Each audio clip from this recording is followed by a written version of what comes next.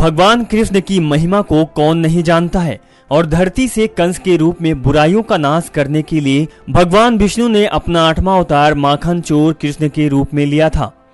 कंस अपनी मृत्यु की भविष्यवाणी को जानते थे। इसके अनुसार उनकी बहन देवकी की 8वीं संतान ही उसका काल बनेगी।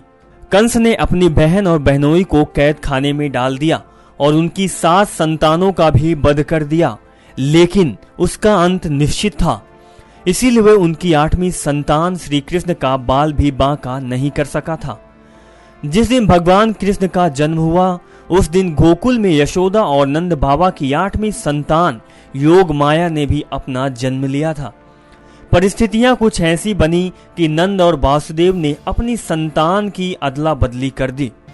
योग माया देवी दुर्गा का ही रूप थी और जैसे ही कंस ने उन्हें मारने की कोशिश किया तो अपने असल रूप में आ गई और कंस को ये बताया कि उसका काल जन्म ले चुका है और अब उसे अपनी अंतिम सांसें गिनना शुरू कर देनी चाहिए। श्रीमद् भागवत के अनुसार जब भगवान कृष्ण कुरुक्षेत्र की ओर जा रहे थे तब आखिरी बार वो अपने माता पिता नंद और यशोदा से मिले थे।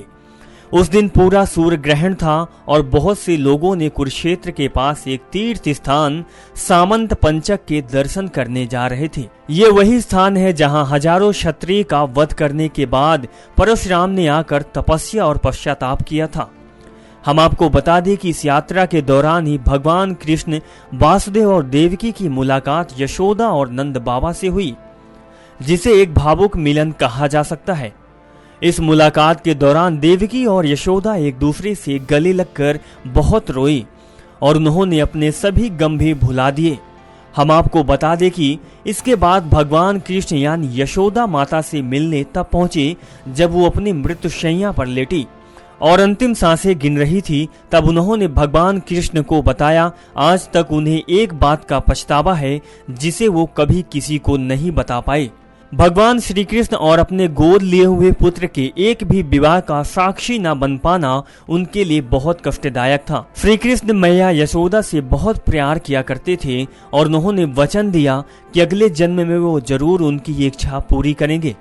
हम आपको बता दें कि पौराणिक कहानियों के अनुसार अगले जन्म में यशोदा का जन्म वकुला देवी के रूप में हुआ था, जो भगवान वेंकटेश्वर यानी श्री कृष्ण के विवाह में शामिल हुए थे।